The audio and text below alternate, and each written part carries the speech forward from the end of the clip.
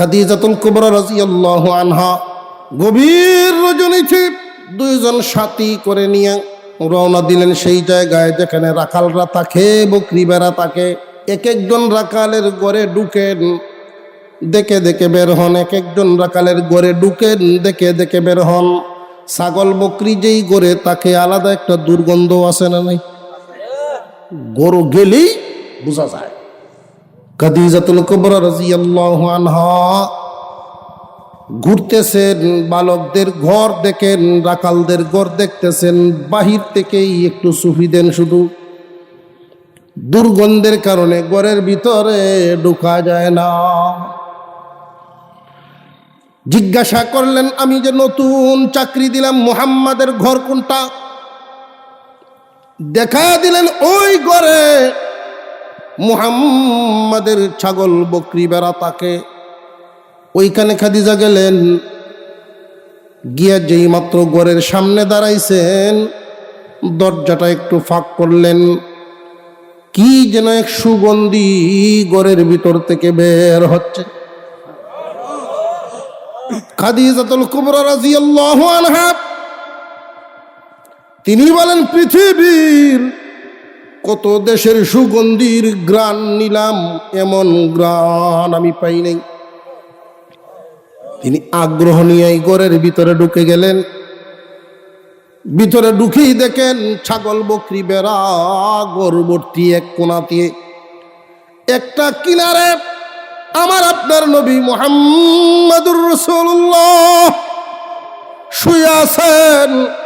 শিশু মুহাম্মদ এতিম হয়ে আসছেন দুনিয়া, ঘরের কোনায় শুয়ে আছেন। খাদিজা অনুমান করলেন মানুষ নয়, ওইখানে এক পূর্ণিমার চাঁদ শুয়ে রয়েছে। ঘুমের মধ্যে দেখে চলে আসলেন। ওই দিন থেকে আমার আপনার নবীর প্রতি খাদিজা ভক্ত হয়ে গেলেন। এই যে দৃশ্যটা, ছাগল বকরির ঘরে সুঘ্রাণ বের হওয়া, নবীজিকে পূর্ণিমার চাঁদের মতো দেখা, এগুলো মূলত রহমত কার? আরো জোরে কোন কার? আলাম ইয়াজিদকা ইয়াতীমান ফাআওয়া। আমি কি এতিম অবস্থায় পাই নাই দোস্ত? আপনার এতিম অবস্থায় কি পাই নাই? অতঃপর অভিভাবক মিলাইয়া দিছি জায়গায় জায়গায়। কেউ যদি এতিমের অভিভাবক হয়, আল্লাহর রসুল বলেন কিয়ামতের দিন আমি রসুল আর ওই এতিমের অভিভাবক, এই দুই আঙ্গুল যত কাছাকাছি হবে, আমরা দুইজন হাসরের মাঠে তো কাছাকাছি থাকব। কোন মহিলা যদি মনে করেন না আমি কোনো সংসার করব না, এতিমদের সবাই বাকি জীবন কাটায় দিব, গুনাহ থেকে যদি নিজের হেফাজত করতে পারে, চরিত্রের পাহারাদারি করতে পারে, ওই মহিলা রসুলের কাছাকাছি হাসরের মাঠে দাঁড়াইবেন। চাচা মামা দাদা যারাই আছেন, তারা যদি এতিমের অভিভাবক হন, তারাও সেই মর্যাদার ভাগীদার হবেন। তবে মালগুলো যেন এতিমের মালামালের হেফাজত যেন ঠিক মতে হয়। বর্তমান সময়ে ধর্মীয় জ্ঞান মানুষের মধ্যে তুলনামূলক কম থাকার কারণে অনেকে না বুঝে এতিমের মাল খায়া ফেলে। কেমনে খায়? কোনো ব্যক্তি মারা গেছেন এতিম রেখে, উনার রেখে যাওয়া মালামাল এখন তো এতিম মালিক। মানুষ মরে গেলে আর মালের মালিক থাকে না, এতিমরা মালিক। সন্তানরাই তো মালিক হয়ে গেছে, এই যে এতিমরা মালিক হয়ে গেল। মাসআলা খুব মনে রাখবেন। বাপ ভাই বা চাচারা বাবারা যারা আছেন, তারা তো অনেকেই বলেন যে আমার এক ভাই মারা গেছেন, যদিও ছোট ছোট বাচ্চারাই কে গেছে, সম্পদ তো হয়ে গেছে অনেক। আমার ভাইয়ের গুড় কুদার মানুষ খাওয়ায়াম, কুদাল কান্দ লইয়া ঘুরতো গেল লাগিন আমার ভাই বলে কান্দ কুদাল লইয়া ঘুরত। কথা আছে না সমাজ? জি এই সমস্ত ভুল কথা। ভাইয়ের গুরকুদার মানুষ খাওয়াইতাম, মেমানি করতাম, ভালো কথা আপনার মনে আবেগ যাক যে নিজের পয়সা দিয়ে করবেন, এতিমদের মাল খরচ করবেন না। বুঝে আসতেছে? রেখে যাওয়া মালের মালিক তো এতিমরা, এদের মাল দিয়া মানুষকে কেন খাওয়াইবেন? এতিমদের মাল আপনি কেন খরচ করবেন? আল্লাহ নিষেধ করেছেন, সাবধান, অন্যায়ভাবে এতিমের মাল খাইবা তো দূরের কথা, দ্বারে কাছেও যাইবা না। কেউ যদি এতিমের মাল খায়,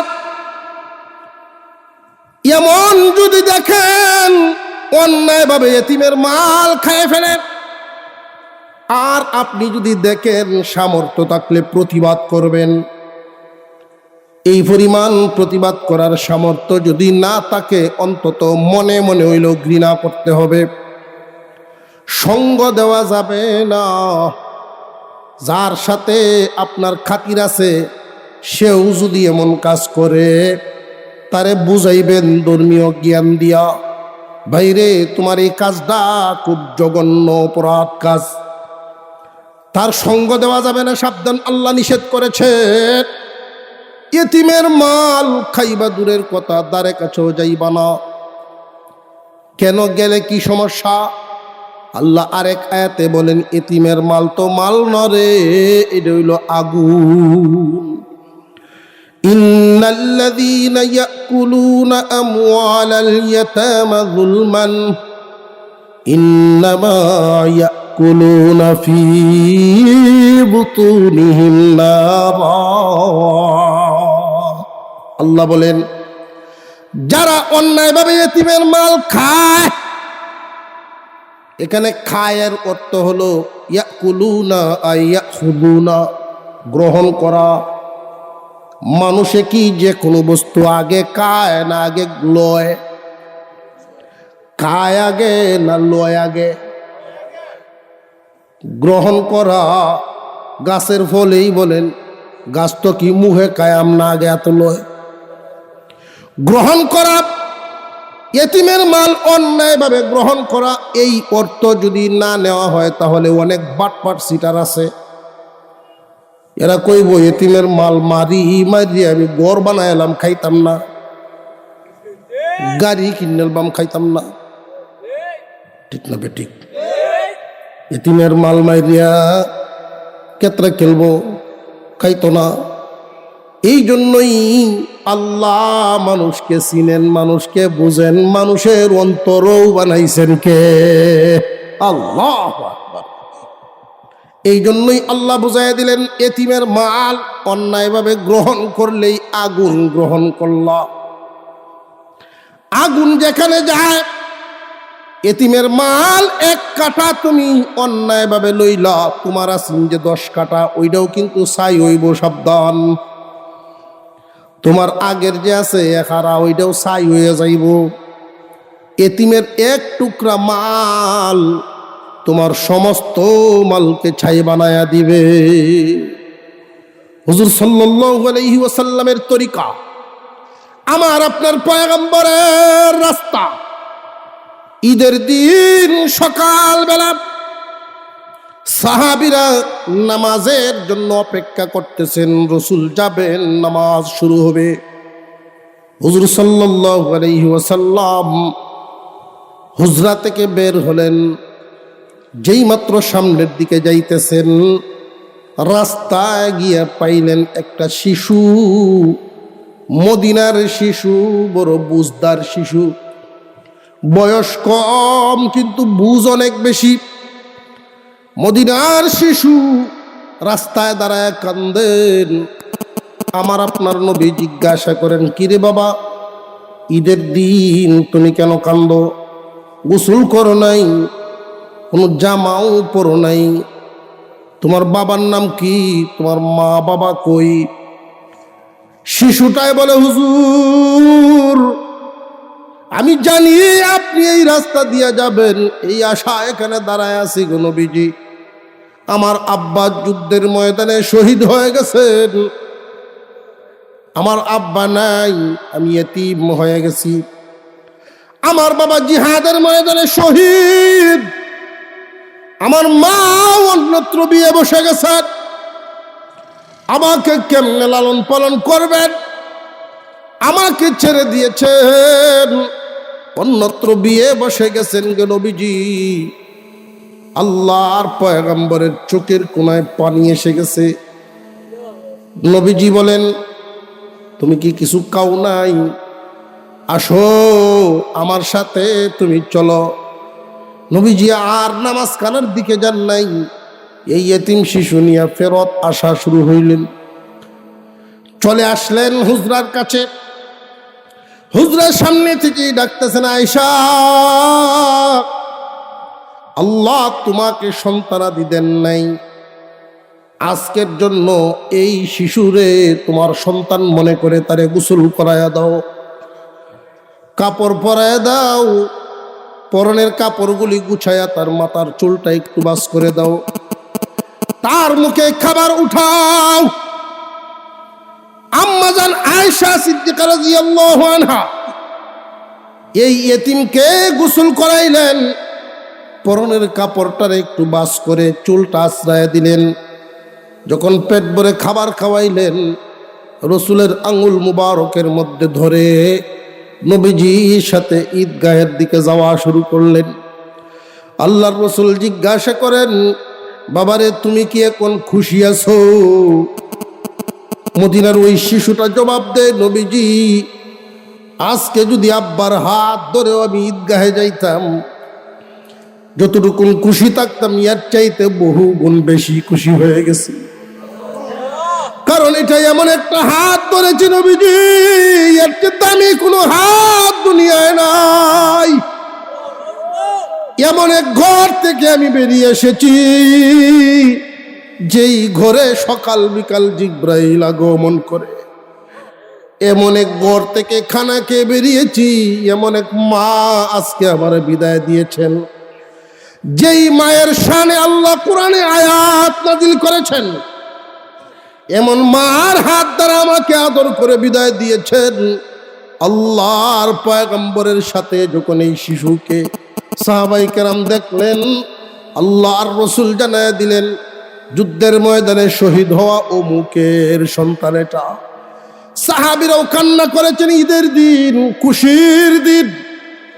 অনেক সন্তানাদি বাবার সাথে আঙ্গুলে ধরে ধরে ঈদগাহে যায়, পরের বছরেই যে অমুক মানুষটা দুনিয়াতে থাকবে না এটা তার জানাই নাই। এমন ঘটনা অনেক ঘটেছে জমিনে।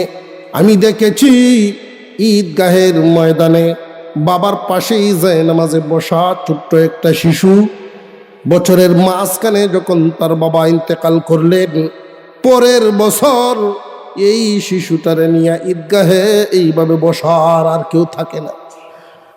বাবার ছায়ার মতো এত মজবুত কোন ছায়া মানুষের উপর থাকে না। যার নাই সে বুঝে এটার কত অভাব। এই জন্য যাদের আছে কদর করবেন, হারায়া গেলে আর কিন্তু মিলবে না। যাদের সন্তানাদি এতিম হয়ে যায়, না বুঝে না জেনে অনেক মানুষ অনেক জঘন্য অপরাধ করে ফেলে। এতিমদের নামে বাজেট হওয়া, সরকারি খাদ্য পর্যন্ত মানুষ আত্মসাৎ করে ফেলে। এতিমদের নামে, বিধবার নামে কাঠ আসবে, বয়স্ক বয়োবৃদ্ধ মানুষের নামে কাঠ করাইবে, টাকা নেই। মানুষের বিবেক আজকাল এতটাই ইন্তেকাল করেছে, বিবেক মারা গেছে মানুষের। যে বৃদ্ধ মানুষদের সামান্য মন থেকে দোয়া পাইলে আল্লাহ খুশি হন, সেই বৃদ্ধ মানুষগুলোর থেকে টাকা নিয়ে কাট করে, বিধবার কাট করে দেয়, টাকা নেয়। এই বিধবার পাশে দাঁড়াইলে আল্লাহর রসুল বলেন সে আমার সাথে হাসরে দাঁড়াবে।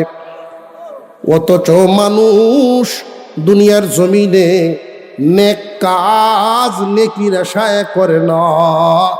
যেই কাজে নেকি মিলে সে সেই কাজটারে দুনিয়ার জন্য খায় গিলে।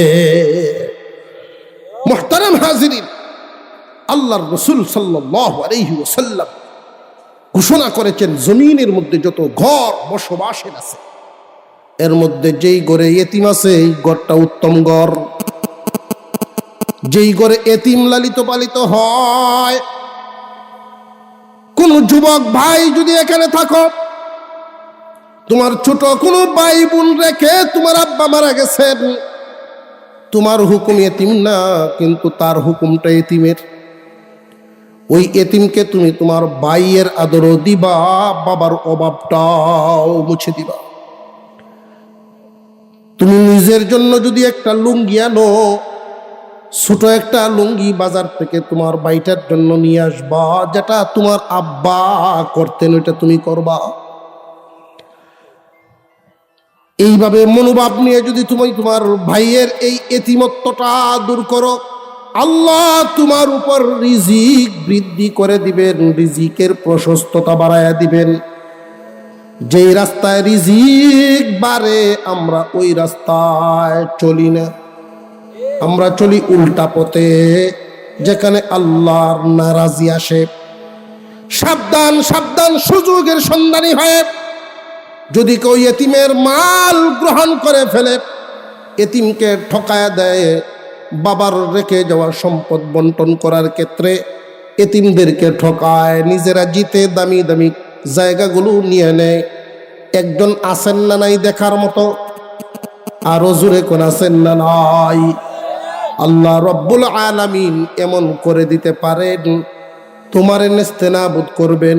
ভবিষ্যতে কোনো সময় এই এতিমরা জমিনে প্রতিষ্ঠিত হবে, আর তুমি অসহায় হইয়া তাদের দুয়ারে দুয়ারে ঘুরবে। আল্লাহ পারেন সব। মুহতারাম হাজিরিন, এতিমের মাল খাবো তো দূরের কথা, দ্বারে কাছেও যাব না। এতিমদের মাল 15 বছর বয়স হওয়ার আগ পর্যন্ত তার জিম্মাদারেরা হেফাজত করবে। যখন বয়স 15 হয়ে যাবে, এতিমের মাল এতিম বালেগ হওয়ার পরে তোমাদের হাতে রাখবা না, এতিমদের বুঝাইয়া দিবা। কিন্তু যদি বোঝা যায় এতিমের আকল বুদ্ধি এই পরিমাণ হয় নাই, মালামাল হেফাজত করতে পারবে না, দুষ্ট লোকেরা তারে ভুল বুঝাইয়া চক্রান্তে ফেলাইয়া মাল নিয়ে যাবে। এই হালতে হানাফি মাযহাবের মাসআলা হলো, ইমামে আজম আবু হানিফা রাহমাতুল্লাহি আলাইহি বলেন, এমত অবস্থায় মালিক জিম্মাদারের উচিত হলো 25 বছর বয়স পর্যন্ত অপেক্ষা করো। এর ভিতরে তার জেহেন শক্তি যদি ফিরে আসে, পূর্ণতা আসে, তাহলে তো ভালো। আর যদি না আসে, বুঝবা তার তকদিরে নাই। তার তকদিরের উপরে তো তোমার কোনো হাত দেওয়ার ক্ষমতা নাই। এই হালতে তুমি গার্জিয়ান কিন্তু এই মালের লোভ করবা না, সাবধান। তোমাকে তো আল্লাহ বরণ পোষণের অনুমতি দিয়েছেন, এতটুকুন খাইবা পড়বা, এ পর্যন্তই তোমার অনুমতি। মালের মালিক হওয়ার চিন্তা ভাবনা তুমি কোনো সময়ই করবা না।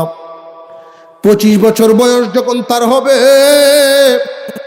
বুদ্ধিমান একটা মেয়ে দেখে তার বিয়ে করায়া দাও। বিয়ে করানোর পরে সংসার পাতায়া এই মাল তাদের হাতে বোঝায়া দিবা, তকদিরের উপরে ছেড়ে দিবা। ভাগ্যে যদি থাকে মাল থাকবে, নইলে হাত ছাড়া হয়ে যাবে, এতে তুমি আসামি হবে না। 25 বছর পর্যন্ত তারে হেফাজত করা। ইসলামী শরীয়ত বিধি বিধান পরিপূর্ণভাবে রেখেছেন। নবী পরিবর্তন হয়েছে কিন্তু বিধান পরিবর্তন হয় নাই। এতিমদের প্রতি যুগে যুগেই মানুষ কম বয়সেও মরে, বেশি বয়সেও মরে। যদি এতিম সন্তান রেখে কেউ মারা যায়, এদের মালামাল কি হবে, কেমনে হেফাজত হবে, এই হলো বিধান। মুহতারাম হাজিরিন, দ্বিতীয় বিধানটা আল্লাহ পাক রব্বুল আলামিন বলেন, তোমরা মাপে কম দিবা না। ব্যবসা বাণিজ্য যারা করো, দুনিয়াতে মাপ হলো 3 ধরনের। এক জাতের মাপ হলো পিতার মাপ, গজ বা সেন্টিমিটারের মাপ। আরেক জাতের মাপ হলো ওজনের মাপ। পাথরের মাপ, আরেক ধরনের মাপ হলো লিটারের মাপ। ঠিক না বেঠিক? সাবধান ব্যবসা বাণিজ্য ওজন দেওয়ার ক্ষেত্রে ওজনে কম দিও না। ওজনে কম না দেওয়ার পদ্ধতি কি? মাপার পদ্ধতি হলো একদিকে মাল থাকে আর একদিকে পাথর থাকে। মাল থাকবে যেই পাল্লায়, পাথর থাকবে আরেক পাল্লায়। মালের পাল্লাটা সামান্য 1-2 সুতা পরিমাণ ঝুঁকায়া রাখবা, তাহলে আর সন্দেহ থাকবে না তোমার। মালের দিকটা সামান্য ঝুঁকে থাকবে। কিন্তু আজকাল অনেক মানুষ মালের দিক ঝুঁকায়া রাখলেও এটা একটা জাহিদে, জাহিদে ঝুঁকায়ও না, সত্যিকারের ঝুঁকাইবা। কারণ আল্লাহ দেখেননি না, দেখেন না। আজকে তুমি তোমার মাল পাল্লায় চুরি করো, তোমার আমল নামা তুমি জানের পাল্লায় উঠবে। এই ধাক্কা কি তোমার অন্তরে লাগে না রে মুমিন? মানুষের মালামাল ওজনে কম দিবা না। আশ্চর্য লাগে, মানুষের নীতি আদর্শ নামে মুসলমান, আগের কাতারের মুসল্লিও, কিন্তু ওজনে কম দিয়া মানুষরে দান্দাবাজি চুল পরিমাণ করিয়া কম দিয়া সারাদিন যদি একটা মানুষ বেচা কিনা করে 1 কেজিতে মাত্র 100 গ্রামও না 20 গ্রাম করিয়া মানুষকে যদি ঠকায়, সারাদিন 100 মানুষের ঠকাইলে মোটামুটি অনেকটা হয়ে। ঠিক না বেটি? এই যে সামান্য করিয়া ঠকায়, এদের ব্যাপারে আল্লাহ এক আয়াতে বলেন, ওয়াইলুল লিল মুতাফফিফিনা আল্লাযীনা ইযা তালু আলান নাসি ইস্তাওফুন ওয়া ইযা কালুহুম। যখন মানুষ মাল আনে তখন বাড়ায় আনার চিন্তা করে, মাল যখন দেয় কমায়া দেওয়ার চিন্তা করে। আনার সময় কিন্তু পরিপূর্ণ মাপ পেয়ে আনে, ফাললে একটু বাড়াই আনবো। দেওয়ার সময় ক্যাপাসিটিটা হইল পাল্লায় পয়েন্ট কমায়ালায়। আমি জানতে পারছি 900 গ্রামে কেজি বানায়, 950 গ্রামে কেজি বানায়। 20 গ্রাম 30 গ্রাম যদি কেজিতে কম দেয়, কয়জন কাস্টমারে ধরতে পারবো? তো সারাদিন যদি পোল্ট্রি মুরগি মাপতেই থাকে, মাপতেই থাকে, সারাদিনে গিয়া দেখবেন তার অনেকটা হয়ে গেছে চুরি। ঠিক না বেঠিক? কেউ যদি নিয়ত করে যে আমি হারাম খাবো না, হারাম খাইতাম না, হালাল খায়া বেঁচে থাকবো, আল্লাহ তারে হালাল খাওয়াই বাঁচায় রাখবে। রিজিক দেওয়ার মালিককে, আমরা যিনি বানাইছেন, আমাদের রিজিকের ব্যবস্থা উনি করছেন না করছেন না? আমরারে পাঠাইছেন পরে, রিজিক ব্যবস্থা করছেন আগে। এই কথাটা ভুলে গিয়ে যখন তাড়াহুড়া শুরু করি, তকদিরের ফয়সালা পর্যন্ত ভুলে যাই। অনেকেই নিয়ত করেন, মনে মনে ভাবে যে দুনিয়া এর তকদিরে আল্লাহ ধনী লিখে রাখছেন, তবে শেষ বয়সে ধনী হইব, তকদিরে লেখা। এর নিজের ধৈর্য ধরতে না, শেষ বয়সে বুড়ি অবস্থা ধনী হইলে জোয়ান থাকতে হইব বাম। তো তাড়াতাড়ি কেমনে হন যায়? 2 হাতে সুখ গাওয়া শুরু হচ্ছে, ওই হচ্ছে তাড়াতাড়ি ধনী। এই যে তাড়াতাড়ি ধনী হইল, এটা কি আল্লাহর দেওয়া মাল না নিজের কামাই? জেনে রাখবেন, হারাম মাল এটা আল্লাহর দেওয়া না। হারাম মালে যদি কেউ ধনী হয়, আমরা মনে করি আল্লাহ চাউনি করছে। ধনী হইলেই শুধু আল্লাহ চাউনি করছে এটা ভাববো না, মালটা কি হালাল কিনা ওইটা ভাববো আগে। হালাল মালে আল্লাহ মানুষকে মাঝে মাঝে সুযোগ দেন ধনী বানান, পরীক্ষা করার জন্য। 50,000 টাকা কাটা ডুবা ডাবা ক্ষেত রাখছে, 10 কাঠা 20 কাঠা ক্ষেত কিনছে 50,000 টাকা, 10 লাখ টাকা। ঘটনাক্রমে ওই দিক দিয়ে রাস্তা গেছে, 2 বছরের মধ্যেই রাস্তা যখন গেছে, এই জায়গার দাম শতাংশ হয়ে আসছে 3 লাখ। ওটা ধনী না, এটা আল্লাহ দিছে। এখন বুঝে আসছে, হালাল মালে আল্লাহ ধনী বানান কিছু কিছু মানুষকে পরীক্ষা করার জন্য। বেশিরভাগ মানুষ আঙ্গুল হুল্লে কলা গাছ যারা হারাম মালেই ধনী হয়। হারাম মালে ধনী হইলে এটা ভাববেন না যে আল্লাহ চাউনি করছে। আবার প্রশ্ন জাগতে পারে, হুজুর আল্লাহর হুকুম ছাড়া তো গাছের পাতাও লড়ে না হচ্ছে, ঠিক না বেটি? সুরিত গেছে, সুরিত গিয়া যখনকালি শুরুটা করছে এমনি বাড়িওয়ালা উঠতে পারছে, কি খেলা গো? সুরে কয় আমি গেলা, আমি তো আমি চুরি শুরু করছে। তুমি আমার ভাই চুরি হরো মিয়া, সাবধানে কয় আল্লাহর হুকুমই করতেছি। চুরিটাও আল্লাহর ইশারায় করতেছে, তারা তো বুঝাই তারে না। বুড়ো হয়েছ শুনছ না, আল্লাহর হুকুম ছাড়া গাছের পাতাও লড়ে না।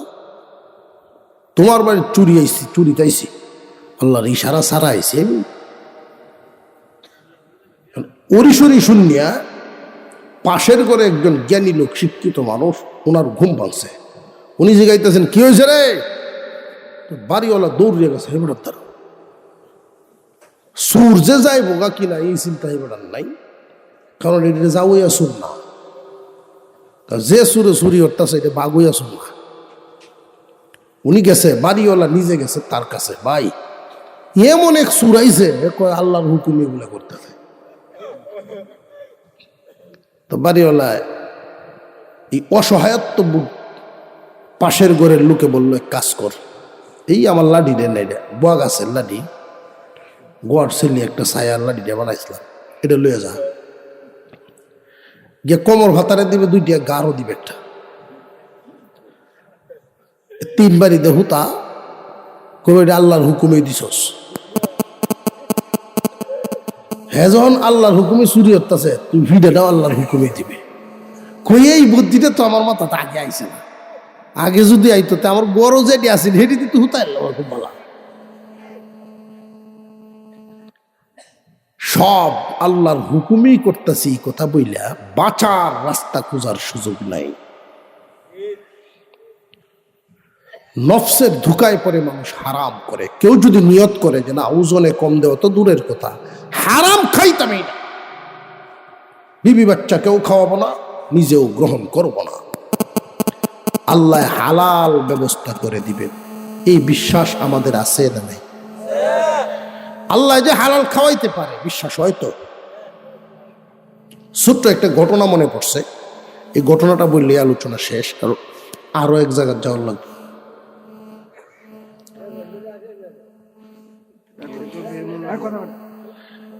কারবার তো এইটাই, মেহমান যদি আইয়ে যেমন লাগবো কোথায় আর আইসলাই না রে, এর অর্থ এইটা না যে আপনি আওয়াতে আমি বিরক্ত হয়েছি, মোহব্বতের কোয়া, আপনারা হাত গাইন সব কামা হয়, অসুবিধা নেই। মুফতি সাহেব হুজুর আলোচনার বাকি আছেন, হজরত আসবেন, হুজুর আছেন, অপেক্ষায় আছেন আলহামদুলিল্লাহ। ঘটনাটা যেহেতু মনে পড়ছে যে আল্লাহ যে তিনি ইচ্ছা করলে হালাল যে খাওয়াইতে পারেন এই বিশ্বাস আছে তো। বান্দা যদি সবর করে হারাম রে হালাল বানায় আল্লাহ খাওয়ায়, হালাল রে হালাল বানায়া হারামটারে ঘুরায় হালাল বানাইতে পারে। এক লোকের পেশা হইল ফরের মাল চুরি করে খাওয়া, ফের পেশা এটা, সারাদিন ফিরে ঘুমাইব, রাইত হইলে চুরি করব। তো একবারই গিয়ে ঢুকবো, তো তার একটা নীতি হইল চীনা পরিচিত বা আশপাশে চুরি যায় না, দূরাত যায়। দূরে গিয়ে একবারই যখন ঢুকছে, তো এই ঘরে বুড়া বেড়া আছে, বুড়া মানুষ যার ঘর আছে এর ঘরে চুরি ওরা কি সহ,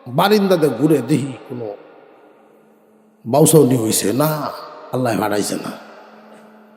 মনে মনে করতেছে না আমার সেই কামটাই করণ লাগবো, হইল না। হুদাই 2টা দিন কষ্ট হলাম কিনা আল্লাহ জানে। হুজুরের ওয়াজে আচ্ছা আর একটু সবুর করে তাকি। রাত যখন গভীর 11টার মতো 12টার মতো হয়ে গেছে,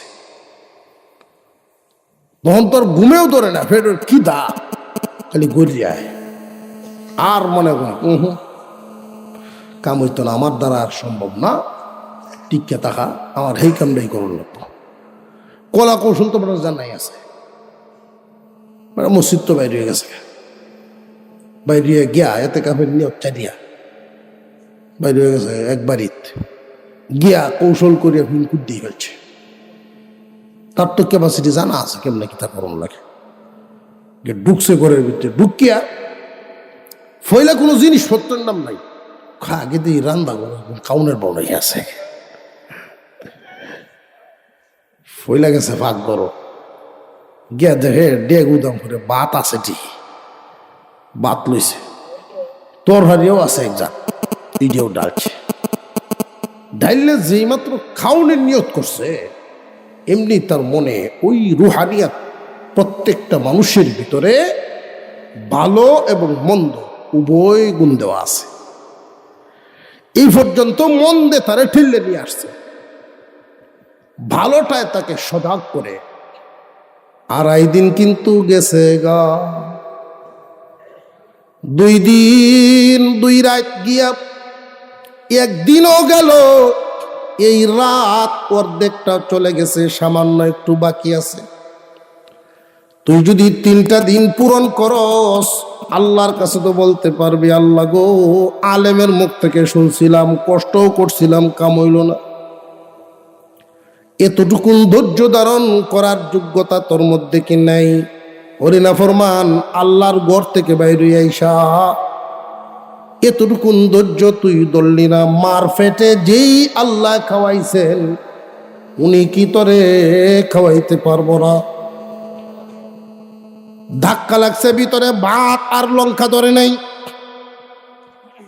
সুজা ধাক্কা দিয়ে প্লেট রেখে চলে আসছে, সুজা চলে গেছে একদম মসজিদে।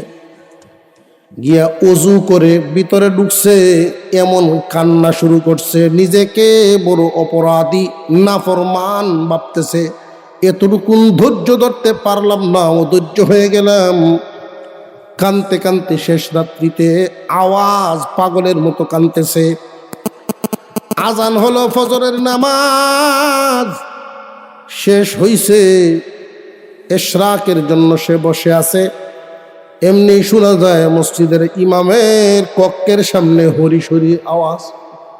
ওই মুরব্বী এসে 2-3 জন, হুজুর আর অন্য কোনো রাস্তা নাই। তখন হে কান্দা আবার হেডুই বাইরে রাইতে যে কামটা করছি, চুরি না করলাম, হিন্দে তো করতে চেয়েছি, একটা আতঙ্ক তো তৈরি।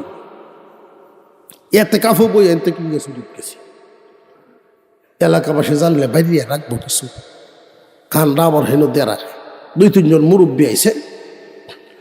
যেই বাড়ির চুরে গেছে, এই বাড়ির 2 বাচ্চা লইয়া এক মহিলা ঘুমাইছে, সুন্দরী নারী, তার স্বামী নাই, সহায় সম্পত্তি বহুত হয়ে গেছে।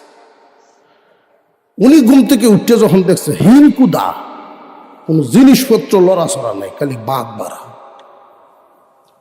অন্যান্য মানুষেরাও, মহিলারাও আইয়ে, এটা কোন ধরনের চুর আইছেন আল্লাহ জানে, সুন্দর বউ তাহে করো।